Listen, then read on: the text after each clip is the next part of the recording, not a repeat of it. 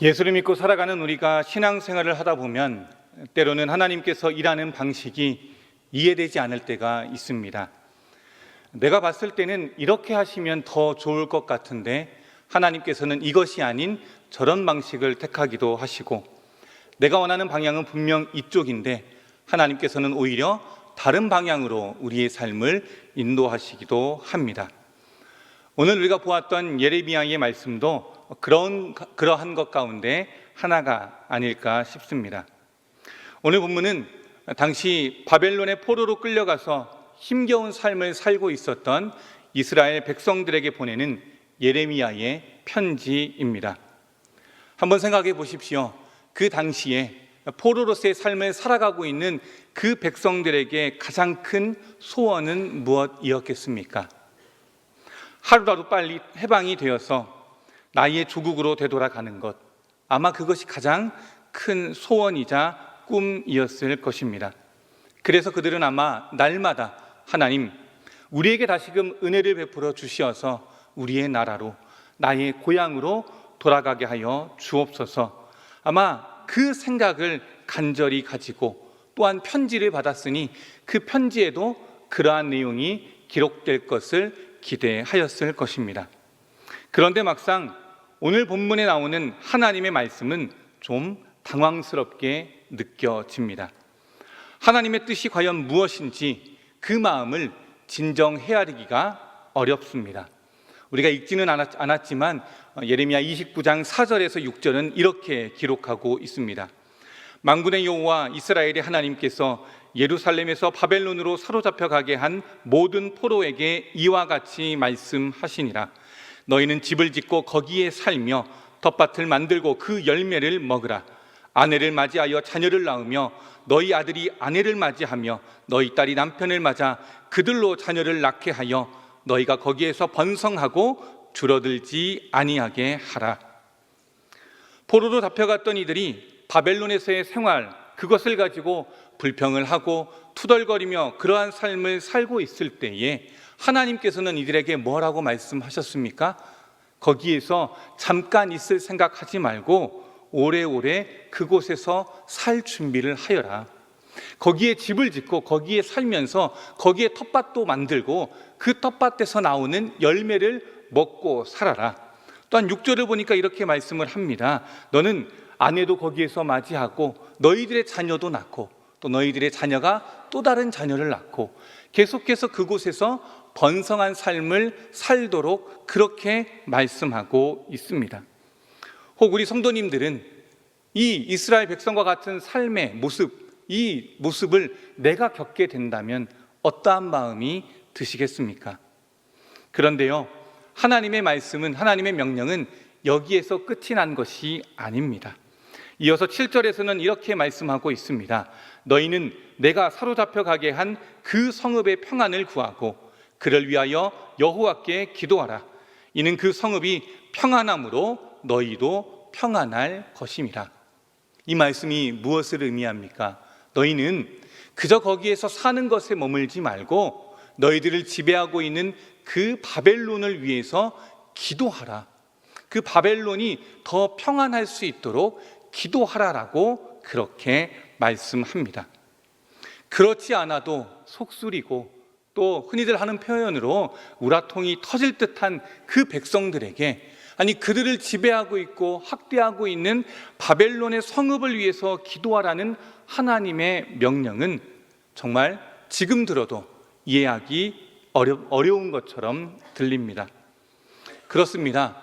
신앙의 연수가 아무리 오래되었더라도 또 내가 하나님의 말씀을 많이 보고 또한 하나님의 은혜를 많이 경험한 사람일지라 하더라도 우리는 이와 같은 상황을 맞닥뜨리게 되면 우리의 마음이 흔들리게 됩니다.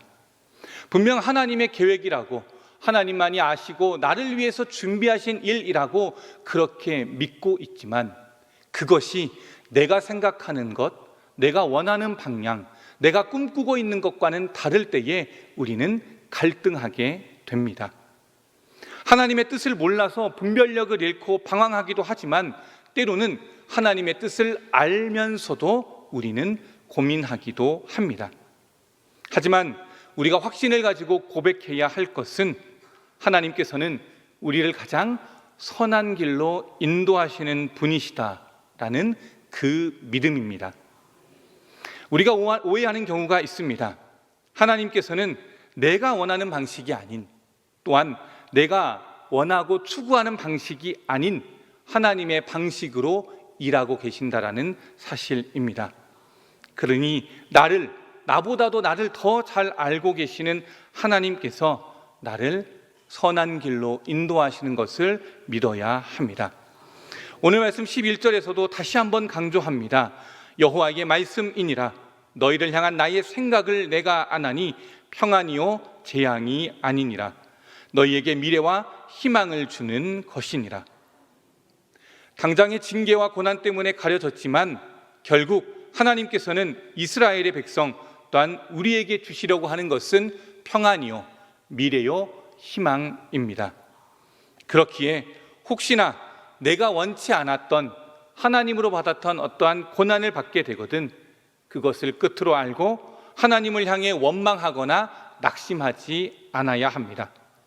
오히려 영원한 약속의 땅 하나님의 나라에 내가 합당한 자로 설 수 있도록 준비되어져 가는 과정이라 여기고 그렇게 주님을 더 믿어야 됩니다.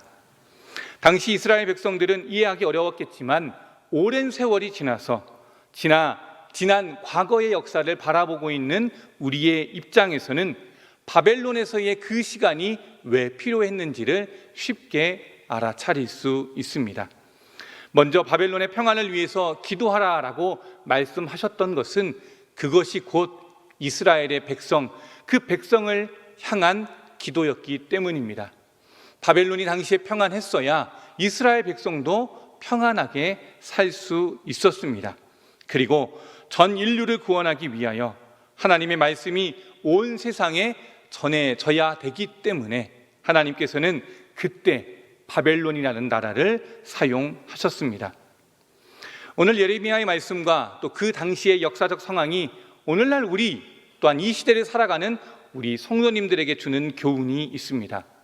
그것은 지금 우리에게도 하나님께서 계획하신 미래가 있으니 아무리 어려워도 낙심하지 말고 현재 이 자리에서 내가 할 수 있는 일을 하면서 최선을 다하여 살아야 한다라는 것입니다. 사랑하는 성도 여러분, 우리는 하나님의 크신 은혜로 말미암아 이렇게 귀한 복음의 자리, 말씀의 자리, 예배의 자리, 구원의 자리, 은혜의 자리를 누리고 있습니다. 특별히 수요 예배까지 나오셔서 하나님께 예배하고 있는 우리 성도님들이라면 더 그 자리가 무엇인지 잘 아리라고 생각합니다. 그러니 우리는 더욱 감사함으로 하나님의 일을 감당해야 합니다. 그런데 우리는 매일 어떠한 모습으로 살아가십니까? 우리의 신앙이 자꾸 조건과 상황에 얽매여 있는 것을 저는 봅니다. 많은 이가 자리 탓을 합니다. 나는 다른 사람들 자리보다 좋지 못한 자리에 살고 있다. 햇볕도 잘 들지도 않고 내가 있는 이 땅은 남들의 땅보다도 더 좋지 않은 것 같고 남의 땅은 참 비옥해 보이는데 내가 있는 이 땅은 물도 잘 들지 않고 햇볕도 들지 않는 좋지 못한 땅과 같다. 영양분도 별로 없다.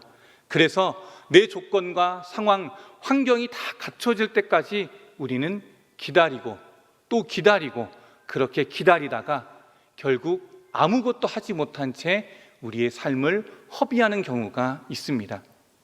그러나 우리 신앙인들은 환경에 의해서 좋고 나쁨을 선택하고 결정하는 사람들이 아닙니다. 참된 신앙인들은 말씀에 의지하여 어떠한 환경 속에서도 예수님을 따라가는 사람들입니다. 깊은 데로 가서 그물을 던지라는 그 주님의 말씀에 내가 말씀에 의지하여 깊은 데로 가서 그물을 던지겠나이다 라고 그렇게 순종하였던 베드로처럼 우리도 상황이나 조건을 생각하는 것이 아니라 말씀에 의지하여 순종하는 삶을 살아야 합니다. 우리에게는 힘도 능력도 없습니다. 그러나 우리에게는 하나님께서 주신 말씀이 있습니다. 생명의 말씀이 되시는 예수 그리스도께서 바로 우리 안에 거하고 계십니다. 내가 서 있는 자리가, 내가 머물고 있는 이 자리가 때로는 홀로 외로이 서 있는 것 같지만 언제나 나를 붙들어 주시고 나를 보호하여 주시고 붙잡아 주시고 힘주시는 바로 여호와 하나님께서 함께 하고 계시는 자리입니다. 많이들 아시겠지만 구상 시인의 꽃자리라는 시가 있습니다. 반갑고 고맙고 기쁘다 앉은 자리가 꽃자리니라. 내가 시방 가시방석처럼 여기는 너의 앉은 그 자리가 바로 꽃자리니라. 나는 내가 지은 감옥 속에 갇혀 있다. 너는 내가 만든 쇠사슬에 매여 있다. 그는 그가 엮은 동아줄에 엮여 있다. 우리는 저마다 스스로의 굴레에서 벗어났을 때 그제서 세상이 바로 보이고 삶의 보람과 기쁨을 맛본다. 앉은 자리가 꽃자리니라. 내가 시방 가시방석처럼 여기는 너의 앉은 그 자리가 바로 꽃자리니라. 사랑하는 성도 여러분, 우리의 지금 자리, 내가 지금 서 있는 자리가 바로 꽃자리입니다. 이곳에서 꽃을 피우고 열매를 맺을 수 있는, 아니 우리의 신앙의 열매를 맺어야 되는 자리입니다. 나는 별로라고, 나는 부족하다라고 생각할 수 있습니다. 그러나 저마다의 굴레에 갇혀서 못 보았을 뿐이지 그것에서 벗어나면 세상이 바로 보이고 또한 삶의 보람과 기쁨을 맛본다고 말했던 저 시의 내용처럼 나의 환경과 상황을 굴레에서 조금만 멀리 내다보면 우리는 얼마나 귀한 복된 자리, 은혜의 자리에 있는지 알게 됩니다. 먼 우주에서 지구를 바라보고 난 후에 일어나는 어떤 사람의 가치관의 변화를 조망 효과라고 합니다. 영어로는 오버뷰 이펙트라고 하는데요, 멀리서 무엇인가를 바라보았을 때의 효과. 내가 살고 있던 지구, 내 눈으로 보이는 자리에서는 결코 볼 수 없었던 장면을 멀리 떨어져서 바라본 후에는 내가 지금까지 가졌던 생각이나 가치관이 변하는 상태를 의미합니다. 막상 아무런 생각 없이 그저 먹고 자고 일하고 여러 사람들과 함께 부대끼며 살아갔을 때는 몰랐던 그 평범한 일생이 멀리 거리를 두고 바라보니 다르게 보인다는 말입니다. 하나님과의 관계 또한 마찬가지입니다. 하나님의 은혜와 말씀을 상고하고 묵상하기보다는 우리는 땅의 것에 더 몰두하고 집중하고 그것에 얽매여 있었던 경우가 많았습니다. 그래서 내가 가진 시야로만, 좁은 나의 시야로만 하나님의 역사를 평가하고 바라보았던 적도 많이 있었습니다. 짧은 한순간의 삶을 가지고서 하나님의 역사를 논할 때도 있었습니다. 그것은 우리가 깊이 묵상하지 않고 상고하지 않았던 결과입니다. 우리에게는 하나님의 은혜와 사랑에 대한 이 조망 효과가 필요한 때입니다. 깊이 상고하고 멀리 거리를 두고 살펴본 결과는 그럼 무엇입니까? 바로 이스라엘 백성들이 포로라는 환경과 그 상황이었지만, 그리고 그 상황에서 그들은 알아차리지 못했지만 궁극적으로 그들은 구원받은 하나님의 백성이었다라는 사실입니다. 아무리 그들이 포로된 삶을 살았더라도 하나님이 지켜주시고 함께 하시는 삶이 얼마나 은혜의 자리인지를 그들이 알아야 했습니다. 아무리 좋은 환경과 좋은 모습으로 좋은 조건들을 가지고 살아가 봐야 하나님이 계시지 않는다면 그것이 무슨 소용이겠습니까? 이 시간 함께 예배드리는 우리 모든 성도님들도 우리가 가졌던 한계와 굴레에서 벗어나 내 자리가 꽃자리임을 기억하며 성도로서 세상을 담대하게 살아갈 수 있기를 소망합니다. 혹여나 힘겹고 어려운 일을 만나거든 주님의 이 말씀을 기억하실 수 있기를 바랍니다. 오늘 말씀 12절과 13절의 말씀입니다. 너희가 내게 부르짖으며 내게 와서 기도하면 내가 너희들의 기도를 들을 것이요 너희가 온 마음으로 나를 구하면 나를 찾을 것이요 나를 만나리라. 이것이 성도인 우리가 이 세상을 살아가는 방식인 줄로 압니다. 우리를 향한 하나님의 생각에는 사랑과 평안이 있는 것을 기억하시면서 우리 또한 그 하나님의 사랑에 대한 반응으로 말미암아 하나님을 향한 우리의 마음이 늘 감사와 순종으로 나아가실 수 있기를 주님의 이름으로 간절히 소망합니다.